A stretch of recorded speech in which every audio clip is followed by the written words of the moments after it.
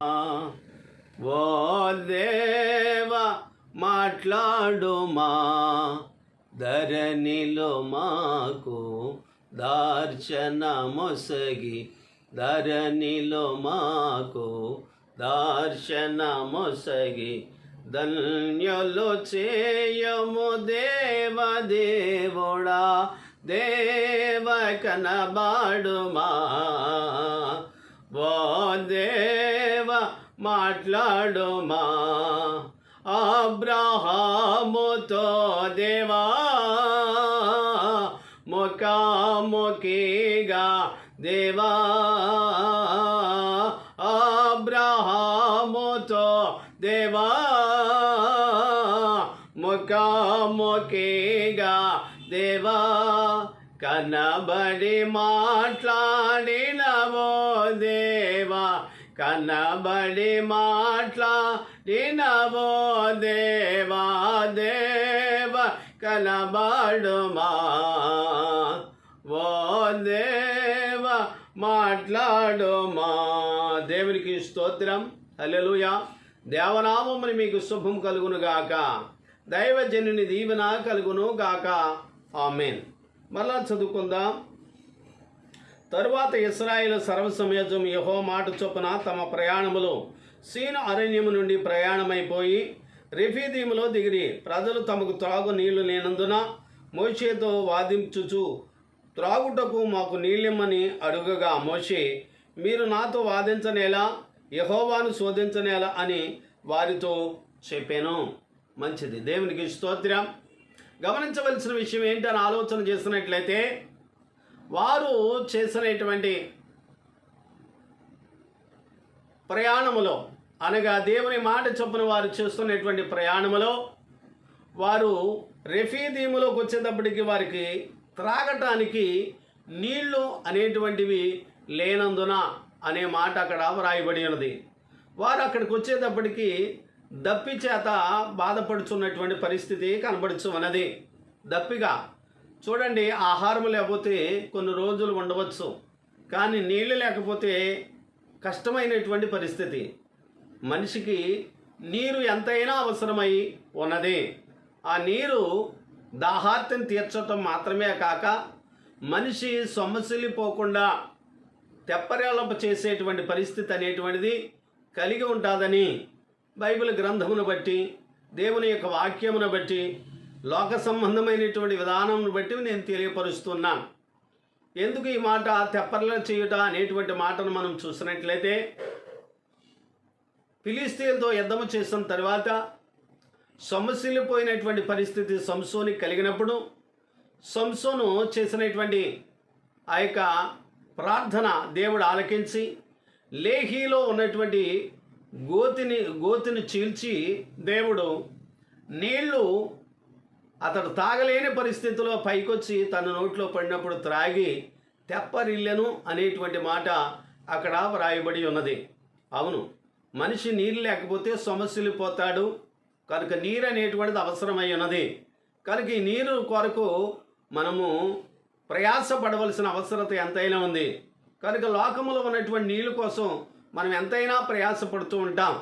కానీ అసలు దేవుడిచ్చేటువంటి నీళ్ళ కోసం ఎంతవరకు ప్రయాసపడుతూ ఉన్నారు ఆలోచన చేయండి. దేవుని యొక్క వాక్యమునకు మరి ఒక పేరు నీరుగా పోల్చబడ్డది.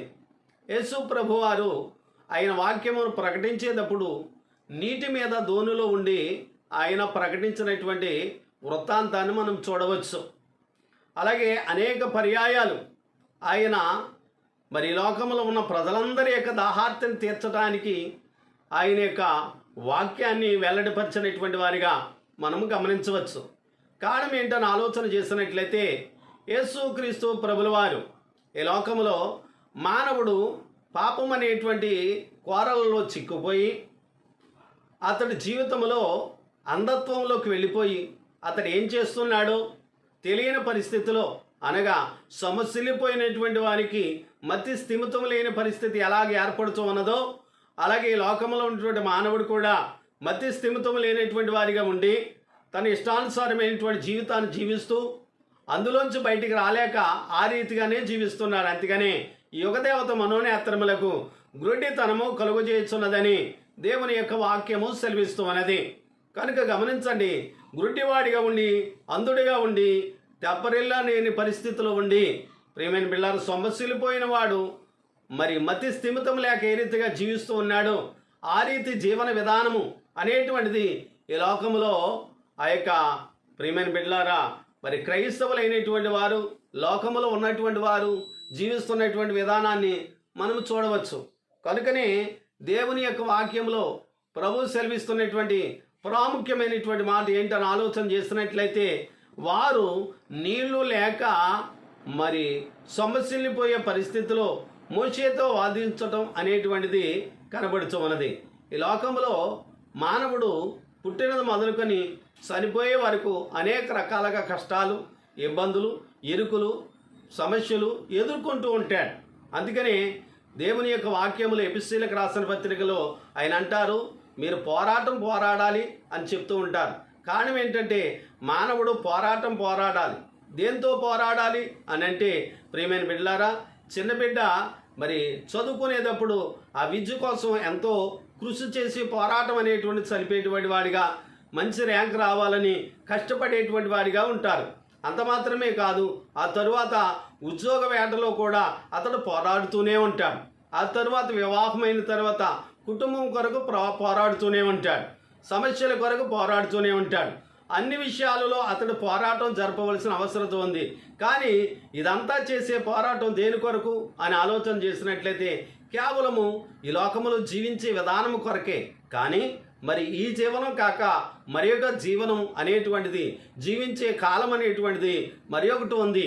ఈ లోకంలో మానవుడు జీవించేటువంటి విషయం గురించి మోషే గారు వ్రాస్తూ 70 సంవత్సరములు అధిక బలముంటే మరి 80 సంవత్సరాలు జీవిస్తాడు అనేటువంటి మాటను మరి 90వ కీర్తనలో మోషే కీర్తనలో ఆయన రాసుకొచ్చారు. మోషే అంతటి వారే 70 సంవత్సరాలు 80 సంవత్సరాలు అనేటువంటి వ్రాత వ్రాసి ఉంటే మనం ఇంకా ఎక్కువ సంవత్సరాలు బ్రతికుంటే ఒకవేళ దేవుని కృప మనకు తోడుగా ఉండి అంత వయసును మరి జీవించడానికి దేవుడు సహాయం చేశారనే అందుని బట్టి మనం స్తుతించాలి.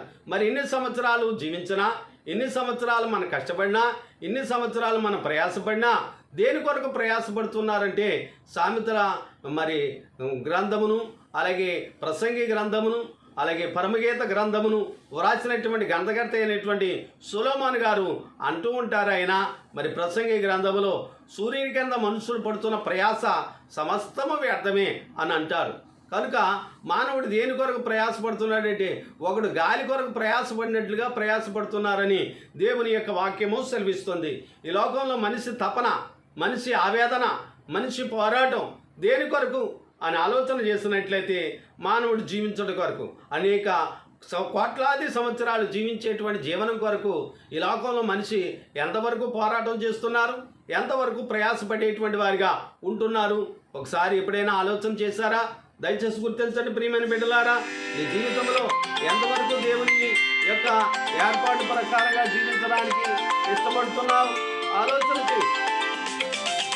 దేవుడు చెప్తున్నటువంటి మాట ఏంటని ఆలోచన చేసినట్లయితే దేవుని యొక్క చిత్తములో, దేవుని యొక్క ప్రణాళికలో, దేవుని యొక్క ఉద్దేశంలో నీవు ఉన్నావంటే, దేవుని యొక్క ప్రణాళిక ప్రకారంగా నీవు జీవిస్తున్నావనంటే ఈ లోక జీవనం కొరకు, ఈ లోకంలో ఉన్న జీవితం కొరకు నీవు పోరాడినప్పటికీ శాశ్వతమైన జీవం కొరకు, శాశ్వతమైనటువంటి విధానం కొరకు నువ్వు పోరాడవలసినటువంటి అవసరత ఎంతైనా ఉన్నదని ఈ సమయంలో నేను మీ అందరికీ మనవి చేస్తున్నాను. గమనించండి, దేవుని యొక్క ఏర్పాటులో ప్రభు సెలవిస్తున్నటువంటి ప్రాముఖ్యమైన మాట ఏంటని ఆలోచన చేసినట్లయితే నీ జీవితంలో ఎంతవరకు ఆ యొక్క దేవుని యొక్క ప్రణాళిక, దేవుని యొక్క చిత్తాన్ని నువ్వు నెరవేర్చేటువంటి బిడ్డవలే ఉంటున్నావు, దాని కొరకు మరి ప్రయాసపడుతున్నటువంటి వారిగా ఉంటున్నారు. ఈ లోకంలో మనిషి పోరాడవలసింది శరీరంతో కాదు, ప్రస్తుత అంధకార సంబంధులకు, లోకనాథులతోనూ, దురాత్మలతోనూ, దురాత్మ సమూహములతోనూ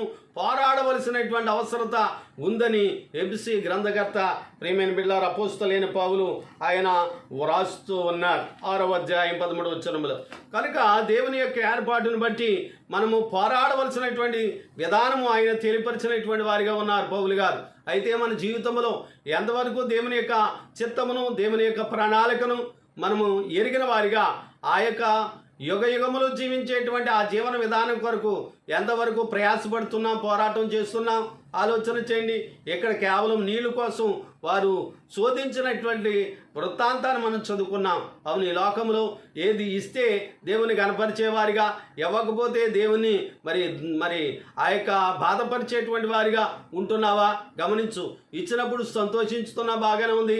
మరి దేవుడు ఒకవేళ పరీక్ష నీకు పెట్టినప్పుడు ఆ యొక్క శోధన దినములో నిలబడటానికి నువ్వు ఎంతవరకు సిద్ధంగా ఉంటున్నావు ఆలోచన చేయండి ప్రియమైన బిడ్డలారా. దయచేసి బాగా గమనించండి. మరి యుగ యుగములు జీవించేటువంటి ఆ యొక్క మరి రాజ్యములు ఉండటానికి ఎంతవరకు మనం ప్రయాసపడుతున్నాం, ఎంతవరకు మనము దేవుని యొక్క కృపను పొందుకునేటువంటి వారిగా దానికోసం ప్రయాసపడుతున్నాం ఆలోచన చేయండి. చూడండి, యోహానువు రాసినటువంటి సువార్త 4వ అధ్యాయం తీసుకోనండి. యోహానువు రాసినటువంటి సువార్త 4వ అధ్యాయంలో అక్కడ ఒక స్త్రీ కడవ పట్టుకుని వస్తున్నటువంటి ఆ యొక్క మరి ఆ వ్యక్తిని యేసుక్రీస్తు ప్రభువారు ముందుగానే చూచినటువంటి వారై ఉన్నారని ఆ సమరయ స్త్రీ గురించి మనము అనేక పర్యాయాలు చెప్పుకున్నాం. అయితే ఆయన ముందుగా సూచించినటువంటి ఆ స్త్రీ దేని కొరకు వెతుకుతున్నది అని ఆలోచన చేసినట్లయితే నీళ్లు కోసం బావి దగ్గరికి రావడం అనేటువంటిది ఆ యొక్క మరి వాక్యములో 4వ అధ్యాయంలో మనం చూసుకోవచ్చు. అయితే 4వ అధ్యాయంలో నీళ్ళ కోసం వచ్చినటువంటి ఆ అమ్మతో యేసుక్రీస్తు ప్రభులు వారు ఒక మాట చెప్తూ ఉన్నారు.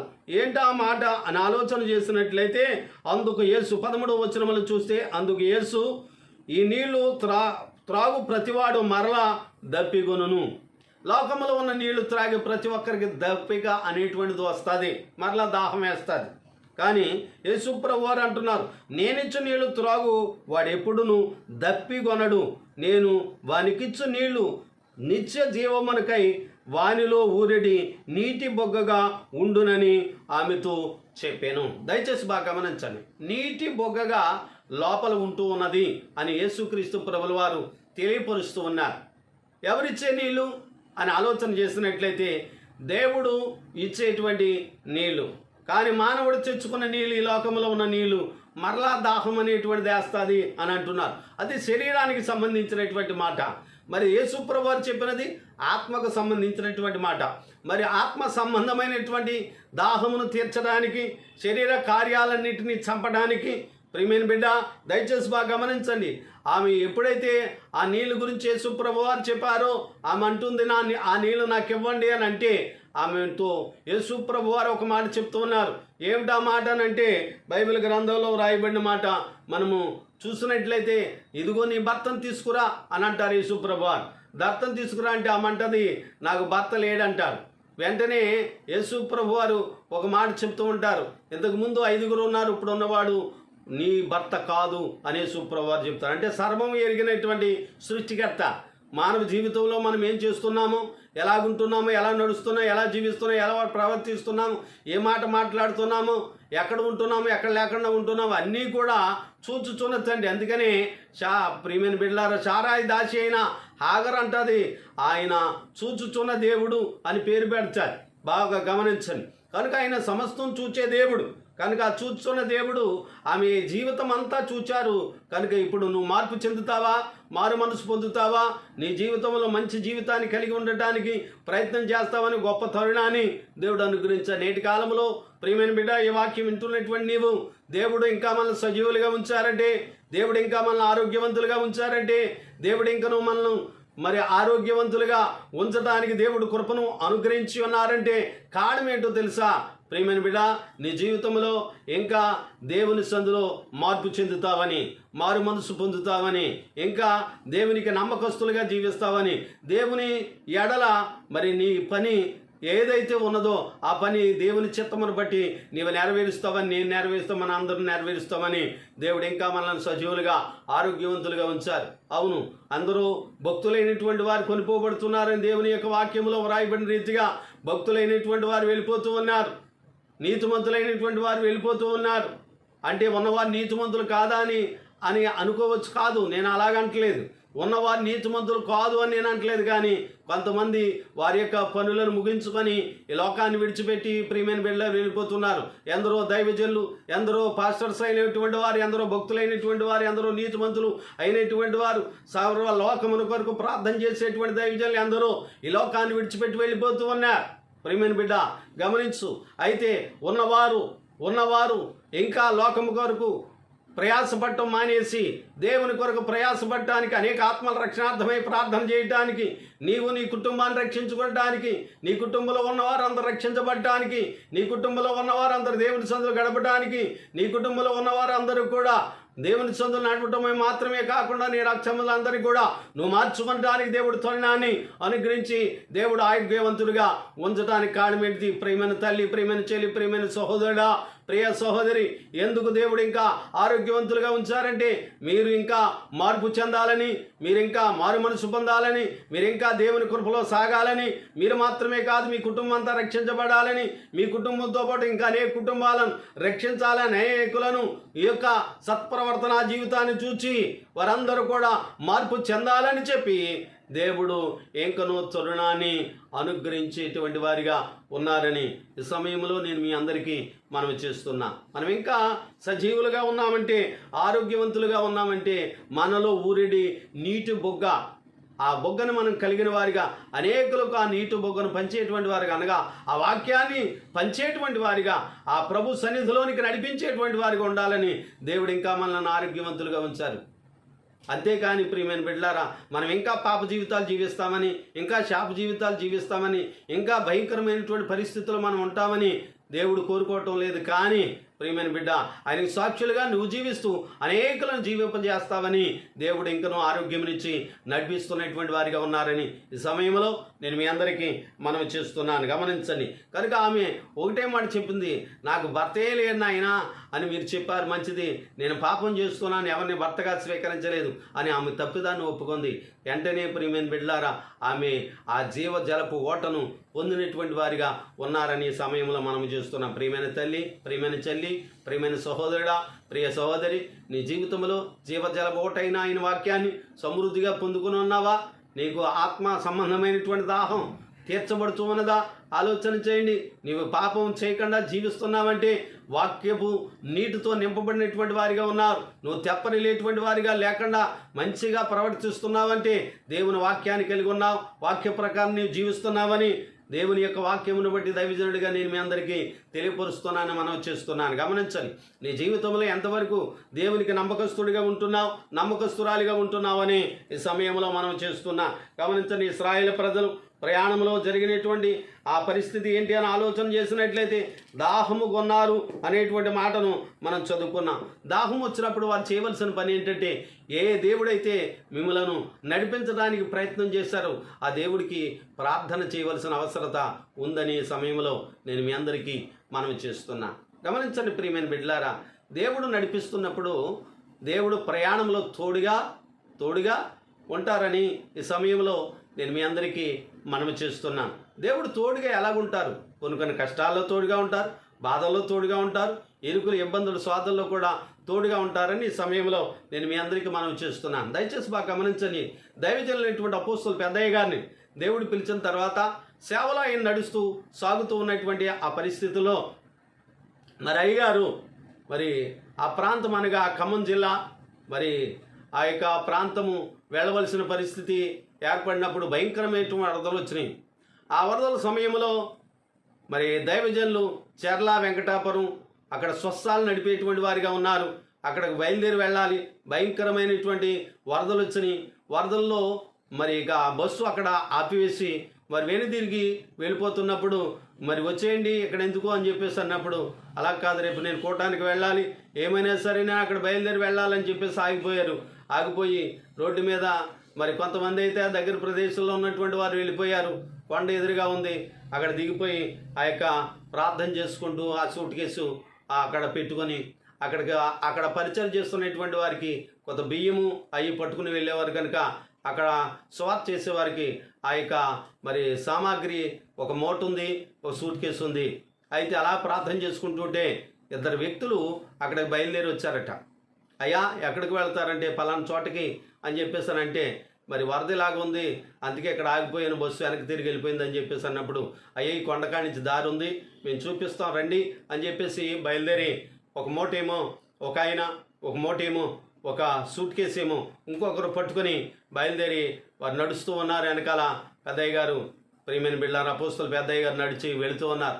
ఎలా వెళుతున్నటువంటి కొంత సమయానికి బయలుదేరి వెళ్ళిన తర్వాత చివరికి ఆయన బయలుదేరి వెళ్ళి ఒక కాఫట్ల కాడ మరి ఆగి అక్కడే మరి ఆయన భోజనం చేసేవారట. సుబ్బారావు గారు అనే పేరట అయింది కనుక ఆ యొక్క భోజనం వాటిల కాడ మరి ఇంకా మరి ఏ బస్సు రావట్లేదని ఆయన మూసేసి టైము ఇదేపటికి పెద్దయ్య గారు ఇద్దరు మనుషులు బయలుదేరి వస్తూ ఉన్నారు.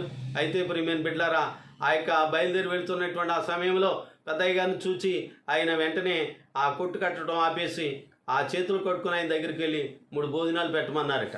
3 భోజనాలు ఏంటండి అని అంటే, 3 భోజనాలు పెట్టాను నాయన అని అన్నారట. 3 కాదు, మీరు ఒక్కరే కదండి అని అంటూ ఉన్నారు. నేను ఒక్కరిని కాదయ్యా, 3 వచ్చాం మేము అని చెప్పేసానంటే, ఎంతో దూరాన్ని నుంచి నేను మీరు చూస్తున్నప్పటికీ మీరు ఒక్కరు మాత్రమే వస్తున్నారు, కానీ 3 లేరయ్యా అని చెప్పేసి అన్నప్పుడు ఆ యొక్క మరి మూట అక్కడే ఉంది, ఆ కూర్చునేటువంటి ఆ పీట దగ్గర సూట్ కేసు కూడా అక్కడే ఉంది. అయితే ఇటువంటి పరిస్థితుల్లో వెనక్కి తిరిగి చూసేటప్పటికి ఎవరూ లేరు.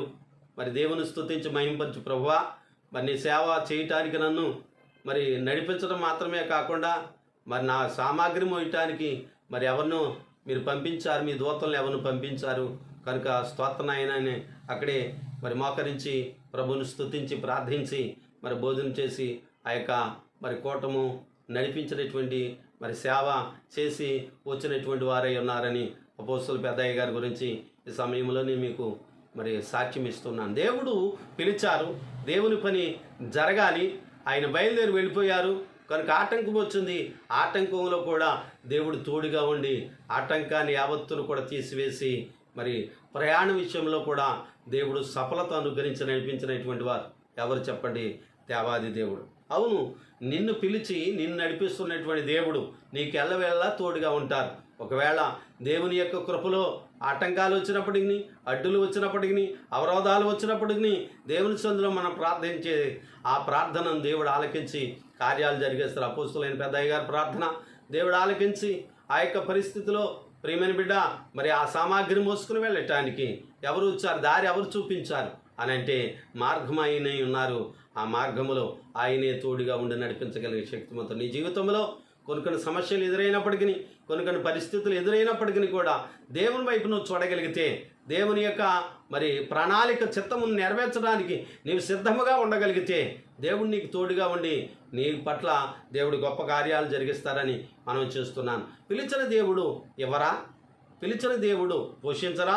పిలిచిన దేవుడు నీళ్ళు ఇవ్వరా? పిలిచిన దేవుడు ఆహారం ఇవ్వరా? పిలిచిన దేవుడు వస్త్రాలు ఇవ్వరా? అన్నీ ఇవ్వగలిగిన శక్తిమంతుడు. దేవునికి స్తోత్రం. హల్లెలూయా. దయచేసి బాగా గమనించండి, పిలిచిన దేవుడు గొప్పవారు. నిన్ను పిలిచినటువంటి వారు నమ్మదగిన వాడు నీతిమంతుడైన ఆ నీతిమంతుడైనటువంటి దేవుడు నిన్ను నడిపిస్తున్నప్పుడు అనేకమైనటువంటి అవరోధాలు నీకు వచ్చినప్పటికీ ఆ అవరోధాలన్నింటినీ కూడా దాటించగలిగిన శక్తిమంతుడు యేసుక్రీస్తు ప్రభుల వారని ఈ సమయంలో నేను మీ అందరికీ మనవి చేస్తున్నాను. దయచేసి బాగా గమనించండి, నిన్ను పిలిచిన దేవునికి నువ్వు ప్రార్థన చేసేటువంటి బిడ్డవలే ఉండాలని మనం చేస్తున్నాను. నీ కష్టములు, నీ కన్నీటిలు, నీ బాధలు, నీ ఇరుకులు, నీ ఇబ్బందులు, నీ స్వాదంలో సమస్తంలో కూడా దేవుడు నీకు తోడుగా ఉండి నడిపించడానికి ఆయన వైపు నువ్వు చూస్తూ ఆయన సందులో ప్రార్థన చేయాలి. ఇశ్రాయేలు ప్రజలు చేయవలసిన పని ఏంటని ఆలోచన చేసినట్లయితే వారు ప్రార్థన చేయాలి, కానీ మోషే నడిపించుతున్న మోషేని శోధించవలసిన పరిస్థితి వారు తెచ్చుకున్నారు. గమనించండి ప్రియమైన బిడ్డలారా, మరి మోషే వారి వలె మానవుడే. మోషే ప్రియమైన బిడ్డలారా నడిపిస్తున్నట్టు నాయకుడు అయినప్పటికీ వారికి దాహం ఎలాగైతే ఇస్తుందో మోషే కూడా దాహం వేస్తుంది. అయినప్పటికీ అతడు మాత్రం లేక మోషే మాత్రం సనగలేదే, గొనగలేదే. దేవుని కృప కొరకు ఎదురు చూచారే, మరి నువ్వెందుకు దేవుని కృప కొరకు ఎదురు చూడక మరి ఇశ్రాయేలు ప్రజలు సనిగినట్లుగా ఈ లోకంలో చాలామంది సనిగేటువంటి వారిగా ఉన్నారు. ఇచ్చినప్పుడు ఒక రకం మాట, ఇవ్వలేనప్పుడు ఒక రకం మాట, కష్టంలో ఒక మాట, మరి ఆనందంలో ఒక మాట. ఎప్పుడూ నీ పరిస్థితి ఒకలాగే ఉండాలి. ఎప్పుడూ ఒకే రీతి మనస్తత్వం కలిగినటువంటి వారిగా ఉండాలి. ప్రియమైన బిడ్డ, ఉన్నప్పుడు ఒకలాగా, లేనప్పుడు ఒకలాగా కాదు. ఉన్నా లేకపోయినా హబక్కూకు అంటాడు, ఏది లేకపోయినా నా దేవుని యందు నేను ఆనందిస్తానంటాడు. నీ జీవితంలో క్రైస్తవుడికి ఉండవలసింది ఏంటంటే, ఏదున్నా ఏది లేకపోయినా దేవుని యందు ఆనందించేటువంటి విధానం ప్రతి ఒక్కరు కలిగి ఉండాలని ఈ సమయంలో మనం చేస్తున్నాను. వారు ప్రార్థించినట్లయితే దేవుడు సంతోషిందురు, ఇశ్రాయేలు సనిగినట్లుగా బైబిల్ గ్రంథంలో రాయబడకపోను. కనుక సనిగారు. నీ జీవితంలో సనుగుతున్నావా, గొనుగుతున్నా? చాలామంది జీవితాలు ఏంటంటే సనుగుతూ ఉంటారు, గొనుగుతూ ఉంటారు. కొంతమంది బాగుంటే ప్రియమైన బిడ్డలారు వాళ్ళని చూసి గొనుగుళ్ళు అనేటువంటి ప్రారంభిస్తాయి. వాళ్ళు బాగా ఉన్నారు, మేమేమి ఇలాగే ఉన్నాము అని కొంతమంది బాధపడుతూ ఉంటారు. దేవుడు ఎవరికి ఏ రీతిగా మరి ఇస్తున్నారు ఆ రీతిగా దేవుడు ఇస్తూ ఉంటారు. అయినప్పటికీ నువ్వు బాధపడాల్సిన పరిస్థితి లేదు. కానీ నీవు దేవుని సన్నిధిలో ప్రార్థన చేయగలిగినట్లయితే వారికంటే గొప్పవానిగా నిన్ను చేస్తారు కదా. మరి నువ్వు ఆ పని చేస్తున్నావా? ఆ పని చేయటం లేదు. కానీ ఎదుటి వారిని చూసి వారు అలాగున్నారు, వీరు ఎలాగున్నారు, మేము ఇలాగే ఉన్నాం అనే సనుగుడు నీ జీవితంలో ఎన్నడూ రానివ్వకు. కష్టాలలో, కన్నీటిలో ప్రియమైన బిడ్డ, నీవెప్పుడు కూడా దేవుని వైపు చూసేటువంటి వారిగా ఉండాలని మనం చేస్తూ ఒక మాట నేను మీకు తెలియపరుస్తున్నాను. దయచేసి బాగా గమనించండి. ఒకసారి నా యొక్క మరి విశ్వాస ప్రయాణంలో సేవా ప్రయాణంలో ప్రియమైన బిడ్డలారా దయచేసి గుర్తించండి. మొట్టమొదటిగా మరి ఆ సేవలో ఉన్నప్పుడు కొన్ని కష్టాలు అనేటువంటి, చాలా రకాల ఇబ్బందులు అనేటువంటివి నేను అనుభవించినటువంటి వాడిగా ఉన్నాను. ప్రియమైన బిడ్డలారా, మరి పిల్లలకి తిండి లేనటువంటి జీవితాలు కూడా ఉన్నాయి. అటువంటి పరిస్థితుల్లో సరైనటువంటి పరిస్థితి కాదు. అమ్మగారు కష్టపడి మరి డబ్బులు తీసుకొచ్చి మమ్మల్ని అందరూ పెంచి పరిస్థితి. ఆ రోజుల్లో మరి సంఘంలో వచ్చేది 5 రూపాయలు, అలాగే 4.5, అంత డబ్బులు మాత్రమే వచ్చాయి, ఎక్కువగా వచ్చేవి కాదు. అటువంటి పరిస్థితి ఏర్పడుతున్నటువంటి సమయంలో ఒక రోజుని మరి ఆ యొక్క చీటు కట్టేవారు కట్టలేదని ఆయన వచ్చి మరి అడిగారు. ఆయనకి ఆదివారం ఇస్తానన్నాను. అలాగే సామాను అవి తీసుకునే వాళ్ళు కుర్చీలని ఇవని ఆయన వచ్చి అడిగాడు. ఆయనకి ఆదివారం ఇస్తానన్నాను. పిల్లలకి మరి ఆ యొక్క గమనించవలసిన విషయం, పిల్లలకి మరి పుస్తకాలు కావాలని, అలాగే మరి సంచులు కూడా కావాలని వారు అడగటం ప్రారంభించారు. అటువంటి పరిస్థితుల్లో ఆ సంచులు, పుస్తకాలు అవి కూడా నేను ఆదివారం అడుక్కుంటాను అనే మాట అమ్మగారు విని అమ్మగారు కోప్పడ్డారు. అబద్ధం ఎందుకు ఆడతారు, ఇప్పుడు కాదు తర్వాత ఇస్తానని చెప్పేసి మరి వచ్చిన వారితో చెప్పొచ్చు కదా, అన్ని రూపాయలు ఆదివారం వచ్చేస్తాయా అని చెప్పేసి అమ్మగారు అన్నప్పుడు ఆ రాత్రి మరి ఆ యొక్క సాయంకాలం ఆ రాత్రి ప్రార్థన చేసి, ప్రభువా మరి నా నిమిత్తం కాస్త ఇంచుమించు మరి ఒక 800 రూపాయలు నాకు కావాలి అని చెప్పేసి దేవుణ్ణి అడిగాను. అడిగేటప్పటికి ఆదివారం ఆరాధనకి వెళ్ళాను. శనివారం నాడు ప్రార్థన చేసాను. ఆదివారం ఆరాధనకి వెళ్ళేటప్పటికి ఒక ఆవిడ 10,000 చీటు అని చెప్పేసి అందులో దశమ భాగం 1000 రూపాయలు తీసుకొచ్చి అక్కడ పెట్టింది. అక్కడి నుంచి ఒక్కొక్కరు తీసుకొచ్చి కాస్త ఇంచుమించు 1800 చిల్లర రూపాయలు వాళ్ళ మరి కానుకలుగా వచ్చినాయి. 5 రూపాయలు వచ్చేవి 1800 చిల్లర కానుకగా వచ్చినాయి. దేవునికి స్తోత్రం.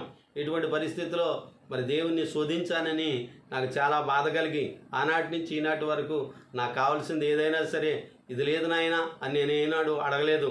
కనుక అప్పన్నా చేసుకున్నాను, కానీ ఇది నాకు ఇవ్వలేదు అనేటువంటి మాట నేను ఎప్పుడూ శోధించలేదని ఈ సమయంలో నేను మీకు మనవి చేస్తున్నా. దేవుని శోధించవద్దు, నీ పని నువ్వు చేసుకుంటూ వెళ్ళు, దేవుడి పని దేవుడు చేసుకుంటూ వెళ్తూ ఉంటారు. కనుక ఆ రోజు నేను ఎంతో కన్నీరు కార్చాను. ప్రభువా నిన్ను శోధించానయ్యా, నాకు కావలసినటువంటి డబ్బుల కోసం నిన్ను ఎంతో బాధ పెట్టాను తండ్రి. నువ్వు ఇవ్వలేని దేవుడు కాదు, ఇచ్చే దేవుడివే. అయినప్పటికీ కూడా నేను శోధించాను తండ్రి, నన్ను క్షమించని చెప్పి జీవితాంతకాలము, చాలా కాలము నేను దాని విషయంలో ప్రార్థించాను. జీవితాంతకాలం ఇంతవరకు నేను ఎప్పుడు ఆ యొక్క మరి డబ్బులు అనేటువంటిది కానీ, కొదువున్నది కానీ ఏది నేను అడగలేదు. అవసరమైతే అప్పు తెచ్చుకున్నాను తప్ప మరి ఎప్పుడు నా దేవుడు నాకు ఇవ్వలేదు, ఇది నాకు కావాలి, ఇది నాకు ఇస్తారా లేదా అని దేవుని ఇప్పుడు ఏనాడు శోధించే పరిస్థితికి నేను ముందుకు వెళ్ళలేదు. కారణం ఏంటంటే నడిపిస్తున్న దేవుడు గొప్పవారు. ఆయన మన పని మనం చేసుకుంటున్నప్పుడు ఆయన ఇచ్చేది ఆయన ఇవ్వక మానరని ఈ సమయంలో నేను మీ అందరికీ మనవి చేస్తున్నాను. గమనించండి. కనుక వారు ప్రార్థన చేస్తే మంచిది, కానీ ప్రార్థన చేయలేకపోయారు. ప్రార్థన చేయలేక మోషేను శోధించారు. మోషేను శోధించినప్పుడు దేవుడు చెప్తున్నటువంటి మాట ఏంటని ఆలోచన చేసినట్లయితే అక్కడ ఒక మాట చెప్తూ ఉన్నారు. చూడండి, దేవుని యొక్క ఏర్పాటులో మరి గమనించినట్లయితే దేవుని యొక్క ఏర్పాటును బట్టి వాళ్ళ పరిస్థితి ఎలాగున్నదో మనం ఇక్కడ చదువుకుందాం. అక్కడ ప్రజలు నీళ్ళు లేక దప్పుకొని మోషే మీద చనుగుచు, ఇందెందుకు మమ్మను, మా పిల్లలను, మా పశువులను దప్పు చేత చంపుడుగా ఐగుప్తుల నుండి ఇక్కడికి తీసుకుని వచ్చిద్దరని అనిరి. అప్పుడు మోషే యెహోవాకు మొరపెట్టుచు, ఈ ప్రజలు నేనేమి చేయుదును, కొంతసేపటికి నన్ను రాళ్లతో కొట్టి చంపుదురనెను. అందుకు యెహోవా, నీవు ఇశ్రాయేలు పెద్దల్లో కొందరిని తీసుకుని ప్రజలకు ముందుగా పొమ్ము. నీవు నది కొట్టినా నీ కర్రను చేతపట్టుకుని పొమ్ము. ఇదిగో అక్కడ హోరేబులోని బండ మీద నేను నీకెదురుగా నిలిచెదను. నీవు ఆ బండను కొట్టగా ప్రజలు త్రాగుటకు దానిలో నుండి నీళ్లు బయలుదేరునని మోషేతో సెలవీయగా, మోషే ఇశ్రాయేలు పెద్దల కన్నుల ఎదుట ఇట్లు చేసెను. అప్పుడు ఇశ్రాయేలు చేసిన వాదమును బట్టి యెహోవా మన మధ్య ఉన్నాడో లేదో అనువారు యెహోవాను శోధించడాన్ని బట్టి అతడు ఆ చోటికి మస్సా అనియు మెరీబా అనియు పేర్లు పెట్టెను. దేవుని యొక్క సన్నిధిలో వారు మస్సా అనియు మెరీబా అనియు పేరు పెట్టాను. కారణం ఏంటంటే మస్సా అనియు శోధించట, మెరీబానుగా వాదమని. వాళ్ళు వాదించారు, శోధించారు. కనుక మనం వాదించకూడదు, శోధించకూడదు. దేవుడు ఏ రీతిగా నిలబెడితే ఆ రీతిగా నిలబడవలసినటువంటి మనుషులమ్మను. కనుక గమనించవలసిన విషయం ఏంటని ఆలోచన చేస్తే, ఇశ్రాయేలు ప్రజలు మోషేను తిరిగి రాళ్లతో కొట్టే పరిస్థితికి సిద్ధమైపోయారు. వాళ్ళు ఆ రాళ్లతో కొట్టే పరిస్థితికి సిద్ధమైపోయినటువంటి ఆ ఇశ్రాయేల్ యొక్క ప్రజల యొక్క పరిస్థితి గమనించవలసిన విషయం ఏంటని ఆలోచన చేసినట్లయితే, వాళ్ళు చేసిన పని ఏంటని అంటే రాళ్లతో కొట్టే స్థితికి వచ్చేసారు అని అంటే ఎంతగా కోపాన్ని రేపుకున్న వారిగా ఉన్నారు ఆలోచన చేయండి. అప్పుడు ప్రభు అన్నారు ఏమనంటే, ఇశ్రాయేలు పెద్దలు కొందరు తీసుకుని ముందుగా వెళ్ళి ఆ యొక్క మరి హోరేబు ఉన్న బండ మీద నేను నించుంటాను, ఆ బండకు ఎదురుగా నువ్వు ఉండి ఆ బండను కొట్టు, అందులోంచి నీళ్ళు వస్తాయి, వారందరూ తాగుతారు. దయచేసి బాగా గమనించండి. ఆ మాటను అపోస్తలుడైన పౌలు కొరింథీ సంఘంతో మాట్లాడుతూ అన్నారు, ఆ బండ క్రీస్తే అన్నారు. క్రీస్తులోంచి వస్తున్నటువంటి నీరు అనగా వాక్యపు నీరును నువ్వు సమృద్ధిగా పొందుకోవలసిన అవసరత ఎంతైనా ఉంది. ఇశ్రాయేలు ప్రజలు నీళ్లు త్రాగి తెప్పరిల్లనటువంటి పరిస్థితి కనబడుతోంది. అమ్మయ్య అనుకున్నారు. వెంటనే ఎప్పుడైతే అమ్మయ్య అని చక్కగా సంతోషించి నీళ్లు తాగాం, తెప్పరిల్లాం, బ్రతికాం, చనిపోకుండా అని ఆ పశువులకు నీళ్ళు ఇచ్చారు. ఎంత నీరు వచ్చి ఉంటుంది ఆలోచించండి. పశువులు, పిల్లలు, అలాగే స్త్రీలు, పురుషులు వారందరూ కూడా త్రాగటానికి దేవుడు ఆ బండలోంచి నీళ్లునిచ్చారు. అవును, నీవే కాదు, ఎందరో తాగటానికి ఆ యొక్క జీవజలపు ఓటైనటువంటి ఆ బొగ్గ నీళ్ళు ఉంచి అనేకులు దాహార్తను తీర్చేటువంటి ఆ జీవజల ఓటగా ఉంటుందని, బొగ్గగా ఉంటుందని నేను మీ అందరికీ మనవి చేస్తున్నాను. వాక్యాన్ని ఎంతవరకు సేవిస్తున్నావు ప్రియమైన బిడ్డ? వాక్యాన్ని ఎంతవరకు చదువుతున్నావు? నీ జీవితంలో వాక్యానికి స్థానం ఇస్తున్నావా? చాలామంది సినిమాలకు, వాటికి, వీటికి, సెల్లకు ప్రతి ఒక్కరు చూడండి. దైవజనులు ఒక ఆయన చెప్తూ ఉన్నారు ఏమనంటే, సెల్ అంటే ఏంటంట? సెల్లో వేశారు అని అంటే జైల్లో వేశారంట. అంటే సెల్ ఎలాంటిది అని అంటే జైలు లాంటిది. ఇప్పుడు మరి యవనస్తులు కానీ, చిన్నపిల్లలు కానీ, మరి పెద్దలు కానీ ఎవరైనా సెల్ల లేకుండా బ్రతకటం లేదు. సెల్ ఎలాంటిదంటే జైలు లాంటిదట. అంటే సెల్ అనే పేరుకు అర్థం జైలు. కనుక జైల్లో ఉన్నారు ఇప్పుడు. ఆ యొక్క సెల్ ఫోన్ తీసుకుంటూ జైలు బ్రతికే అంటే ఆ ఫోన్లో మునిగిపోయేటువంటి వారిగా, అందులోనే జీవితాన్ని కలిగినటువంటి వారిగా ఉంటున్నారని ఈ సమయంలో మరి ఆ దైవజనులు చెప్తున్నటువంటి మాటను బట్టి నేను మీకు కూడా దయచేసి బాగా గమనించండి. కనుక నీవు అందులో బంధించబడ్డావా? సెల్ కారణంగా నీవు లోబడిపోయి ఆ సెల్తోనే జీవిస్తున్నావా? ఆలోచన చేయి. బయటికి రా. దేవుడు నిన్ను ఎందుకు ఏర్పరిచారు? దేవుడు ఎందుకు సజీవులుగా ఉంచారు? దేవుడు ఎందుకు ఇంకా ఆరోగ్యాన్ని ఇచ్చి నడిపిస్తున్నారు? నువ్వు సెల్లలు చూడటానికి, లేక వాళ్ళతో వీళ్ళతోటి ఫోన్లతో మాట్లాడుకోవటానికి, వాళ్ళతో వీళ్ళతో జీవితాన్ని గడపడానికి కాదు. దేవుడు నీకు ఇచ్చినటువంటి ఆ తరుణం ఏంటంటే దేవుని కృప కొరకు ఎదురు చూడటానికి. అవసరమైనప్పుడు మాట్లాడు. సెల్లో ఒకరి నుంచి ఒకరు మాట్లాడుకుంటానికి ఉపయోగపడే సాధనమే. కానీ ప్రియమైన బిడ్డ, మరి దాన్ని బట్టి నువ్వు అనేక రకాలుగా మరి అనేక పరిస్థితులకు నువ్వు లోనై ఉండొద్దని మనం చేస్తున్నాను. నువ్వు మాట్లాడవలసిన వారితో ఫోన్ చేసి మాట్లాడు. ఆ మాట అయిపోయిన తర్వాత ఇక అత్తమాన ఫోన్తో ఉండవలసిన పరిస్థితి కాదు. అవసరమైనప్పుడు వాడాలి, అవసరం లేనప్పుడు దాన్ని విడిచిపెట్టాలని మనం చేస్తున్నాను. కనుక గమనించిన దేవుని యొక్క ఏర్పాటులో ప్రభు సెలవిస్తున్నటువంటి మాట ఏంటంటే, ఎప్పుడైతే వారు ఆ యొక్క మరి నీళ్లు త్రాగారో వెంటనే అమాలీకులు బయలుదేరి వచ్చారు. అమాలీకులు ఎవరు అంటే రక్త సంబంధులే, ఇశ్రాయేలుకి రక్త సంబంధులే. అనేక పర్యాయాలు వారి గురించి నేను తెలియపరిచాను. అయితే ప్రియమైన బిడ్డ, ఈ సమయంలో వారి గురించి వివరించేటువంటి అవకాశం టైం లేదు కనుక దాన్ని మీరు గుర్తించాలని మనం చేస్తున్నాం. లోతు కుమార్తెల యొక్క సంతానమే అమాలేకులు. అనగా ఎప్పుడైతే నీవు దేవుల్లో బలపడతావో నీలో ఉన్నది నీతో యుద్ధం చేయడానికి ప్రయత్నం చేస్తా. నీతో యుద్ధం చేయడానికి అనేక రకాల ప్రియమైన బిళ్ళారు ప్రయత్నాలు చేస్తూ ఉంటుంది. సాతాను నీలో ఉన్న వాటిని లేపుతూ ఉంటుంది. అందుకనే ఎవరు మిరుగుదునా అని గర్జించే సింహంవలే అపవాది తిరుగులాడుతున్నారని పేతురు గారు రాస్తారు. గమనించండి, నీ మీద తిరుగుబాటు చేయటానికి నీ శరీరంలో ఉన్నటువంటి వాటినే సాతాను లేపుతూ ఉంటాడు. నీలో ఉన్నవే నీతో యుద్ధం చేయటానికి సిద్ధమవుతుంది. కానీ గమనించండి, ఇశ్రాయేలు ప్రజలు ఎరుకోను జయించారు, బాగానే ఉంది. హాయ్ అనేటువంటి చిన్న పట్టణం, దాన్ని అంతా ఆఫ్టర్ ఆల్ అనుకున్నారు. కానీ హాయ్ పట్టణం మరి జయించడానికి కొంతమందినే పంపినప్పుడు వాళ్ళందరూ కూడా యోధులైనటువంటి వారు ఆనాడు చనిపోయినటువంటి వృత్తాంతాన్ని మనం చూడవచ్చు. కారణం ఏంటని ఆలోచన చేసినట్లయితే పాపం ఉన్నది కనుక వారు జయించలేకపోయారు. కనుక నీ శరీరాన్ని జయించడానికి ప్రయత్నం చేయి.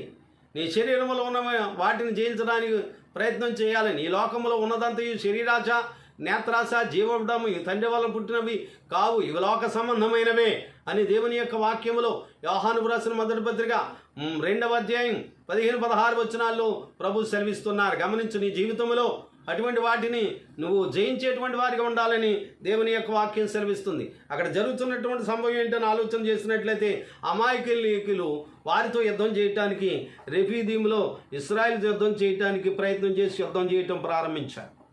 ఎప్పుడైతే వీళ్ళు నీరు తాగి తెప్పరిల్లారు, యుద్ధం ప్రారంభమైంది. నువ్వు ఎప్పుడైతే వాక్యంలో ఎదుగుతున్నావో యుద్ధాలు ప్రారంభమవుతాయి. నీలో ఉండవచ్చు, నీ కుటుంబంలో ఉండవచ్చు, లేకపోతే నీవు చేసినటువంటి ఆ యొక్క పనుల వల్ల కావచ్చు. ఏటైనా నీతో యుద్ధం చేయడానికి ప్రయత్నం, వాటిని జయించడానికి నువ్వు ప్రయత్నం చేయి, అంతేగాని వాటికి లోబడకు. ఇశ్రాయేల్ ప్రజలు యుద్ధం చేయడానికి ప్రయత్నం చేసే పరిస్థితిలో అక్కడ మోషే గారు, అహరోను గారు, మరి పెద్దలు చాలామంది ఉన్నారు. అక్కడ ఉన్నటువంటి పరిస్థితిలో గమనించవలసిన విషయం ఏంటంటే మోషే గారు అంటున్నారు యెహోషువతో, యెహోషువా నీ యుద్ధం చేయి, నేను కొండ మీదకి వెళ్ళి నేను ప్రార్థన చేస్తానని అంటున్నారు. యుద్ధ నైపుణ్యత కలిగినటువంటి వారు ఎవరంటే మోషే సకల విద్య ప్రావీణ్యత కలిగినటువంటి వాడు.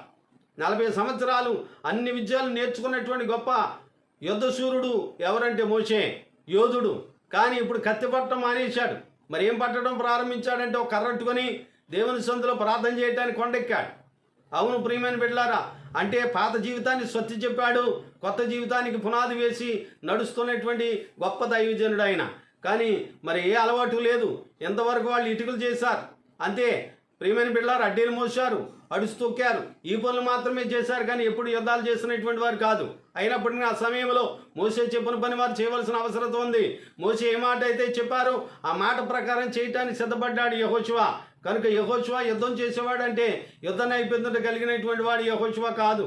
యుద్ధ నైపుణ్యత అందరిలో కల్లా గొప్ప నైపుణ్యత కలిగిన వారు మోషే ఏం చేస్తున్నారంటే ప్రార్థన చేయడానికి వెళ్తున్నారు. ఎందుకంటే దేవుడు ఏర్పరిచారు కనుక ఆ పాత దాన్ని విడిచిపెట్టుకుని దేవుడు ఏదైతే ఇచ్చారో దాన్ని పట్టుకుని బయలుదేరి వెళ్తున్నారు. అవును, నీ జీవితంలో దేవుడు ఏ కృపనైతే దేవుడు అనుగ్రహించారో దాన్ని బట్టి నువ్వు ముందుకు వెళ్ళడానికి ప్రయత్నం చేయి. దేవుడు ఏ స్థానంలో ఉంచుతున్నారు దాన్ని పట్టుకుని ఇంకా బలా నమ్మకమైన దాసురాలిగా ఉండటానికి ప్రయత్నం చేయి. ప్రియమైన బిడ్డ, ప్రార్థనా తలంతు ఇచ్చారా దాన్ని పట్టుకుని నువ్వు ప్రయాసపడు. ఇంకా దేవుడు వృద్ధులను తీసుకుని వెళ్తారు. వాక్యం చదివే ధన్యత ఇచ్చారా, వాక్యాన్ని బాగా చదువుతూ దేవుడు ఇంకా మరి ఒక మెట్టు ఎక్కించేటువంటి వారు గొప్పవారిగా చేసేటువంటి వారిగా ఉంటారు. 100 మందికి స్వార్థ ప్రకటించి మార్పు చెందించడానికి నీ సాక్ష్యం చెప్పి అనేకులను దేవుని దగ్గర నడిపించేటువంటి బిడ్డవలే ఉన్నావా? నమ్మకంగా ఉండు. బలా నమ్మకమైన దాసుడు అని దేవుడు నిన్ను గనపరిచే వారిగా ఉంటారని మనం చూస్తున్నాం. చక్కటి పాటలు పాడేటువంటి వారిగా ఉన్నారా? ఆ తలాంతులు చక్కగా ఉపయోగించు ప్రియమైన బిడ్డ. పరిచయం చేసేటువంటి వారిగా ఉన్నారా? చక్కగా ఆ పరిచయం చేయడానికి ప్రయత్నం చేయండి. దైవజనులు సహాయ సహకారాలు చేసేటువంటి వారిగా ఉన్నారా? ఆ పని చేస్తూ ఉండే దేవుడు ఇంకా నమ్మకస్తులుగా ఇంకా ఆశీర్వదించేటువంటి వారిగా ఉంటారని మనం చూస్తున్నాం. దైవజనుడు ఏ మాట అయితే చెప్పారో ఆ పని చేయడానికి యెహోషువ సిద్ధపడుతున్నారు కనుకనే తదుపరి నాయకుడిగా యెహోషువ మరి అంతస్తులకు వెళ్ళారని మనం చేస్తున్నాం. నీ జీవితంలో గొప్ప అంతస్తులకు నువ్వు వెళ్ళాలంటే దేవుడు ఏ మాట అయితే చెప్తున్నాను ఆ మాట ప్రకారం చేసినప్పుడే నువ్వు గొప్ప అంతస్తులకు వెళ్తావని మనం చేస్తున్నాను. అయ్యా నాకు యుద్ధం రాదండి, మీకు వచ్చు కాదు, మీరు వెళ్ళండి అని చెప్పేసి యెహోషువ అనలేదు. ఏదైతే చెప్పారో చేయటానికి ఇష్టపడ్డారు. అవును, దైవజనుడు ఏ మాట అయితే చెప్తున్నారో ఆ మాట ప్రకారం నువ్వు చేసావా, దీవించబడతావు, ఆశీర్వదించబడతావు. దైవజనుడు చెప్పిన మాట ప్రకారంగా యెహోషువ సర్వ సమాజం చేశారు కనుక దీవించబడ్డారు. వారిని అమాలేకులతో యుద్ధం చేసి జయించగలిగినటువంటి వారిగా ఉన్నారు. నీ జీవితంలో అటువంటి స్థితి, నీలో ఉన్న వాటిని జయించడానికి ప్రయత్నం చేయి ప్రియమైన బిడ్డ. అలాగే లోకంలో ఉన్న వాటిని జయించడానికి ప్రయత్నం చేయి. హాయి పట్టణాన్ని జయించలేకపోవటం కారణం నీలో ఉన్నది. అన్ని జయించారు. సాతాన్ని జయించానండి, అలాగే మరి లోకాన్ని జయించానండి, కానీ శరీరాన్ని జయించామంటే దీన్ని మాత్రం జయించలేకపోయాం. నీ జీవితంలో శరీరాన్ని జయించాలి. బాగా గమనించండి. శరీరాన్ని జయించేనే కానీ జయశీలు కాలేరని మనం చేస్తున్నాను. అన్నిటినీ జయించినటువంటి వారు యేసుక్రీస్తు ప్రభువారు, జయశీలుడైన యేసు ప్రభువారు అన్నిటినీ జయించగలిగారు కనుకనే ఆయన జయము కలిగినటువంటి వారిగా ఉన్నారు. అందుకే మరణమా నీ ముళ్ళు ఎక్కడా అని చెప్పగలిగారు. యుగ యుగములు జీవించేటువంటి ఆ రాజ్యంలో ఆయన ఉంటున్నారు. ఆయనతో పాటు మనం కూడా ఉండాలంటే, ఆ రాజ్యంలో మనం ప్రవేశించాలంటే ఈ లోకంలో ఉండగా వాటిని జయించేటువంటి వారిగా ఉండాలని సమయంలో నేను మీ అందరికీ మనవి చేస్తున్నాను. గమనించండి. అప్పుడు కొండ ఎక్కారు. కొండ ఎక్కి ప్రార్థన చేస్తున్నారు మోషే గారు. ఇక్కడ ఇశ్రాయేలు ప్రియమైన బిడ్డలారా, మరి గమనించవలసిన విషయం ఏంటంటే అక్కడ మరి యెహోషువ సర్వ సమాజం యుద్ధం చేస్తూ ఉన్నది. పైన మరి కొండ మీద ఉండి మోషే, అహరోను, హూరు ముగ్గురు బయలుదేరి వెళ్ళారు. ముగ్గురు ఆ యొక్క మోషే ప్రార్థన చేస్తున్నారు. మోషే ప్రార్థన చేస్తున్నప్పుడు చేతులు ఎత్తినప్పుడు, అనగా చేతులు ఎత్తుట ప్రార్థనకు సాదృశ్యం కనుక చేతులు ఎప్పుడైతే ఎత్తారో అప్పుడు ఇశ్రాయేలుకి జయం వస్తుంది. చేతులు దింపేటప్పటికీ ఇశ్రాయేలు మరి అమాలేకులు జయం పొందేటువంటి వారిగా కనపడుతున్నారు. ఇదంతా వృత్తాంతాన్ని చూస్తూ ఉన్నారు. అహరోను, హూరు ఒక రాయి తీసుకుని వచ్చి మరి అయ్యగారు అయినటువంటి దైవజనులు మోషే గారిని కూర్చోమని ఇరువైపులా ఆ చేతులు వారి భుజాల మీద వేసుకొని అప్పుడు ప్రారంభించారు ప్రార్థన. అవి నీ జీవితంలో దైవజను ప్రార్థన చేస్తున్న దైవజనుతో కలిసి ప్రార్థన చేసే అనుభవం ఉందా? దైవజనులతో సహవాసంలో కలిసి ప్రార్థన చేసే అనుభవాలు నువ్వు కనుగొన్నావా? ఆలోచన చేయి. నీవు జయాన్ని పొందాలంటే, అహరోను, హూరు సర్వ సమాజం జయం పొందాలంటే వారు కలిసి ప్రార్థన చేసేవా? దయచేసి బాగా గమనించ. నాతో పాటు మరి కొంతమంది బిడ్డలు మరి కలిసి కొన్ని సంవత్సరాలుగా నాతో ప్రార్థన చేశారు. అందుకే సంఘం ఇంత విస్తరించినట్లుగా నేను మీ అందరికీ మనవి చేస్తున్నా. ఎంత గొప్పగా సంఘం వృద్ధి కావడానికి కారణం ఏంటంటే నాతో పాటు ఆ యొక్క మరి ప్రార్థన చేసేటువంటి వారు ఉన్నారు కనుకనే మేమందరం కలిసి ప్రార్థన చేస్తున్న పరలోకమన్నటువంటి తండ్రి మరి ఆ ప్రార్థన ఆలకించే జయాన్ని ఇచ్చినటువంటి వారిగా ఉన్నారని మనం చేస్తున్నాను. చూడండి, అహరోను, హూరు ఎప్పుడైతే మరి ఇరువురు కూడా మరి ఆ యొక్క భుజాల మీద మరి చేతులుంచి ప్రార్థన చేసేటువంటి వారిగా ఉన్నారు. అప్పుడు వారికి జయం వచ్చింది. అవును ప్రియమైనటువంటి దేవుని బిడ్డలారా, మరి దేవుని యొక్క మరి కుమారులారా, మరి మీరు ప్రార్థన సహవాసం కలిగినటువంటి వారిగా ఉన్నారా? దైవజనుతో కలిసి ప్రార్థన చేయగలుగుతున్నారా? ఆలోచన చేయండి. నాతో కలిసి ప్రార్థించిన వారు పురుషులు కాదు, కానీ కేవలం స్త్రీలైనటువంటి వారే నాతో, అమ్మగారితో, మా కుటుంబంతో కలిసి ప్రార్థన చేయడానికి వచ్చిన వారు. పురుషులైనటువంటి వారు మీరు కూడా ప్రార్థన చేసేటువంటి వారిగా, ఆ ప్రార్థనలు ఏకీపించేటువంటి వారిగా, దైవజను యొక్క శక్తిని పొందుకునేటువంటి వారిగా ఉండాలని మనం చేస్తున్నాను. ఎప్పుడైతే అహరోను, హూరు సాకారులుగా ఉన్నారో వెంటనే సంఘానికి లేక సమాజానికి గొప్ప జయాన్ని తీసుకుని వచ్చినట్లుగా మనం చూడగలుగుతున్నాం. ప్రియమైన బిడ్డ, నీ జీవితంలో కూడా సంఘమైనా, నీ కుటుంబమైనా, నీకున్నటువంటి పరిస్థితులైనా నువ్వు జయించాలంటే ఏం చేయాలంటే దేవుని మీద ఆనుకో, దేవుని మీద ఆధారపడు. ప్రియమైన బిడ్డ, దైవజనుడు చెప్పిన ప్రకారంగా చెయ్యి. అప్పుడు దేవుడు నిన్ను, నీ కుటుంబాన్ని ఆశీర్వదించేటువంటి వారిగా ఉంటారు. ఇశ్రాయేలు ప్రజలు ఎప్పుడైతే మరి నీళ్లు తాగారో వెంటనే యుద్ధం అనేటువంటి ప్రారంభమైంది. నువ్వు వాక్యంలో ఎప్పుడైతే పెరుగుతున్నావో మరి నీతో యుద్ధం చేయటానికి సాతాను రకరకాలుగా ప్రయత్నాలు చేస్తుంది. దాన్ని ఎవరు మిరింగుతున్నా అని తిరుగులాడుతూ ఉన్నది గర్జించు సింహం వలె. దాన్ని జయించేటువంటి వారిగా ఉండాలి.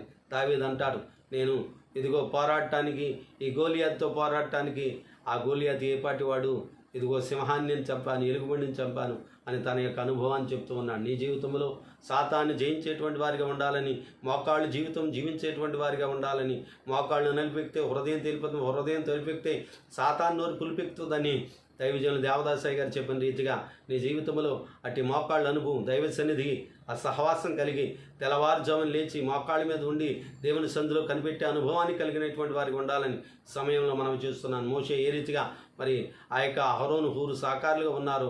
ఇశ్రాయేలు సర్వ సమాజానికి జయం వచ్చింది. అవును, నీ కుటుంబంలో జయము రావాలన్నా, సంఘంలో జయము రావాలన్నా నువ్వు చేయవలసిన పని ఏంటంటే దైవజనులతో కలిసి ప్రార్థనలు ఉండు. నిన్ను, నీ కుటుంబాన్ని ఆశీర్వదిస్తారు, సంఘాన్ని ఆశీర్వదిస్తారు, గ్రామానికి క్షేమం కలుగు చేస్తారు.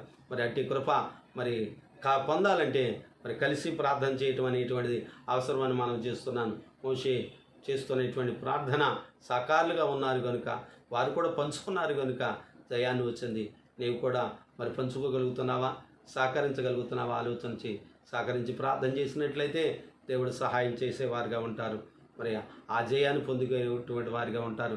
ఆ జయాన్ని నీవు నీ కుటుంబం కూడా ఆ జయ జీవితాన్ని కలిగినటువంటి వారిగా ఉంటారని ఈ సమయంలో మనం చూస్తున్నాను. ప్రియమైన బిడ్డ, గమనించు. చివరిలో నా ఒక మాట ఏంటని ఆలోచన చేస్తే, మరి ఎంతకాలం బ్రతికినా, ఎన్నాళ్ళు మనం బ్రతికినా చివరికి మరణం అవటం అనేటువంటిది ఎవరికైనా సంప్రాప్తం అవుతుంది. కానీ ప్రియమైన బిడ్డ, మరణమయ్యే లోపు నీకు దేవుడు అప్పగించిన పని ఏమైతే ఉన్నదో, నువ్వేమి పని కొరకు దేవుడు ఇంకా సజీవులుగా ఉంచారు, ఇంకా ఆరోగ్యవంతులుగా ఉంచారు. దేవుని కృపలో ఇంకా ముందుకు సాగటానికి, దేవుని సన్నిధిని అనుభవించటానికి, దేవుని శక్తిని పొందుకుంటానికి ప్రయత్నం చేయబిడ్డ. లోకంలో ఉన్న వాటి కొరకు తపన, ఈ శరీరాని కోసం తపన పడుతున్నా, కానీ ఆత్మ సంబంధమైనటువంటి వాటి కొరకు ఎంతవరకు తపన చెందుతున్నా ఆలోచించి ఆ ప్రకారం జీవించడానికి ప్రయత్నం చేయి. దేవుని నిన్ను ఆశీర్వదిస్తారు, జయాన్ని అనుగ్రహిస్తారు. అటు కృపా ధన్యత దేవుడు మీకు మాకు దయచేయనుగాక. ఆమేన్. ప్రార్థన చేసుకుందాం. సకల ఆశీర్వాదములకు కాండభూతుడు అయిన మా ప్రియ పరలోకపు తండ్రి, మీ ప్రస్తుతమైన శ్రేష్టమైన ఉన్నతమైన గణాన్ని బట్టి వందనాలు స్తోత్రులు చెల్లించుతున్నా. సర్వాధికారి స్తోత్రాన్ని మీ కృప, మీ దయ, మీ ప్రేమ, మీ కనుకం బట్టి ఆయన మరి ప్రారంభం నుంచి ఎంతవరకు తండ్రిగా కుమారుడు పరిశుద్ధాత్మ తేగదు మీరు తండ్రిగా జనగల దేవదాసు ఆత్మవిషుల ఆత్మ సంచాల పరిశుద్ధ దైవదేవతల పటాల నుంచి జరిగించినటువంటి యొక్క కార్యక్రమం ఎంతో స్తోత్రాలు వందనాలు చెల్లించిన ప్రతి ఒక్క బిడ్డ దీవించండి, ఆశీర్వదించండి. వాక్యం విన్న ప్రతి ఒక్కరిని నాయన మా మీ ఆత్మ ద్వారా తాకండి. వారిలో సంపూర్ణమైనటువంటి మార్పును దయచేయండి. మీకు సాక్షులుగా జీవించే భాగ్యం దయచేయండి. కడవర కాలంలో ఉన్న, అంత్యకాలంలో ఉన్న, అపాయకరమైన దుర్జనంలో ఉన్న, రేపేమి సంభవించిన ఎవరికి తెలియదన్నారు. వాక్యం ద్వారా ప్రతి ఒక్కరు జీవితాలు సరిచేసుకుంటానికి సహాయం దయచేయండి. మీకు నమ్మకస్తులుగా జీవించడానికి మీ కృపను తోడుగా ఉంచి సహాయం చేయండి. దేవవందనాలు చెల్లించిన యూట్యూబ్ ద్వారా అందరైతే వింటున్నారు, ఆయా మా తండ్రి సంఘ బిడ్డలు, ఆయా ప్రాంతంలో ఉన్నవారు, ఆయా రాష్ట్రాల్లో ఉన్నవారు, ఆయా దేశాల్లో ఉన్నటువంటి వారు, నాయన దేశం కానీ దేశంలో ఉండి నాయన మీ కృప కొరకు ఎదురు చూస్తున్న, అక్కడ తల్లి లేరు, తండ్రి లేరు, ఎవరు లేరు, మీరున్నారని మీ వైపు చూస్తున్నటువంటి నీ బిడ్డలను ప్రత్యేకంగా దర్శించని, బలపరచని, ఆత్మచేతని సహాయం చేయండి. అమ్మగారికి మా కారికి దయచేసి మీ కృపలు నడిపించండి. ఆయన ముగ్గురు బిడ్డలు కూడా జ్ఞాపం చేసి మీ సేవలు వాడుకుని సహాయం చేసి అన్ని విషయంలో తోడేయండి. ఆయన మీరే మా తండ్రి ప్రతి ఒక్క బిడ్డను కూడా బలపరచండి. సంఘాన్ని నీరుకట్టి తోటలు సిద్ధపరచండి. అలాగే మిషన్లో ఉన్న దైవజనుల సంఘాలు, కుటుంబాలు దీవించండి. యూసీఏ నా తండ్రి నాయన టఫ్ ఆయన గ్రామంలో ఉన్నటువంటి ఆయన మరి దైవజనులు, సంఘాలు, కుటుంబాలు సమస్తం దీవించి గ్రామం చుట్టూ కంచుండి మండలం, జిల్లా, రాష్ట్రం, దేశం, ప్రపంచ దేశాల నుంచి ప్రజలందరూ రక్షించి కరోనా వ్యాధి నుంచి అందరూ విడిపించండి. నాయన మరణాలు ఆపు చేయని తండ్రి, మరణాలు ఆపు చేయని తండ్రి, మరణాలు ఆపు చేయని దేవా. మందుల కంటే శ్రేష్టమైన మీ యొక్క మా తండ్రి నాయన కృపను, మా తండ్రి మందులలో మీ శక్తిని పంపించి ప్రతి ఒక్కరూ ప్యూర్ అవటానికి నాయన మా ప్రభు హాస్పిటల్లో ఉన్నారు, గృహాల యొద్ద ఉన్నవారు బాగుపడటానికి సహాయం చేసి అందరి పట్ల మీరు చేయమని తిరిగి మరలా మేము అందరం కలిసి ఈ లైవ్లో కాకుండా నాయన మందిరాల్లో ఆరాధించుకునే సమయం కొరకు ఎదురు చూస్తున్నాం. మీ కృపను తోడుగా ఉంచి సాయం చేసి ఈ మాటలు విన్న ప్రతి ఒక్కరిని ప్రత్యేకంగా దీవించి ఆశీర్వదించి బలపరచమని, ఆత్మచేత నింపుమని, దీన్ని వాడుకోమని యేసునామమున చెప్పుచున్నాం పరమ తండ్రి. ఆమేన్. పరలోకమందున్న మా తండ్రి, మీ నామము పరిశుద్ధపరచబడి గాక, మీ రాజ్యం వచ్చును, మీ చిత్తం పరలోకమందు వచ్చున్నట్లు భూమి ఎందునూ నెరవేరును గాక. మందిరను దయచేయడం చేస్తున్న వారిని మేము క్షమించిన ప్రకారం మా ప్రాణాల మంచి మమ్మల్ని శాంతికి రాజ్యం శక్తి మేము నేతను ప్రవేశ రక్తం చేయం అపాధి కలికలేం ప్రవేశ రక్తం చేయం అపాధి ప్రవేశ రక్తం సంపూర్ణ చెప్పాలి ఎంతకాలం ఆశ్రమాలు ఎల్లు స్తోత్రం స్తోత్రం స్తోత్రం. ఆమేన్ ఆమేన్ ఆమేన్. పరమేశ్వరం పరమేశ్వరం పరమేశ్వరం. మన తండ్రి దేవుని యొక్క ప్రేమ కుమారుడైన యేసుక్రీస్తు ప్రభువుల వారి యొక్క కృప, ఆత్మతండ్రులు సంస్కారం రక్షకుడు ఆకడదని ప్రార్థించు సదాదేవుడు దయచేయను గాక. ఆ మినిస్టర్ రక్తమే చెంసలు రక్తాలు రక్తం అపాధి గంతకాల ఆశ్రమం కలుగును గాక. ఆమేన్. మంచిది ప్రియమైన బిడ్డలారా, ఈ మాటలు విన్న ప్రతి ఒక్కరు కూడా గమనించవలసిన విషయం ఏంటంటే, మీరు మాత్రమే కాకుండా మీ బంధువులు, మీ రక్తం, మీ శ్రీరపులు, మీ స్నేహితులకు పరిచయం చేయండి. ప్రతి ఒక్కరూ ఈ వర్తమానం ద్వారా ఆత్మీయ మరి మేలులు పొందాలని మనం చూస్తున్నాం. మా కొరకు, మా సంఘం కొరకు, మా కుటుంబం కొరకు ప్రార్థించండి. మీ కొరకు, మీ కుటుంబాల కొరకు, మీ సంఘాల కొరకు, ఆయా దేశాల్లో ఉన్నటువంటి బిడ్డల కొరకు నిత్యం మేము ప్రార్థన చేస్తున్నాం. దేవుడు అందరినీ దీవించును గాక. God bless you.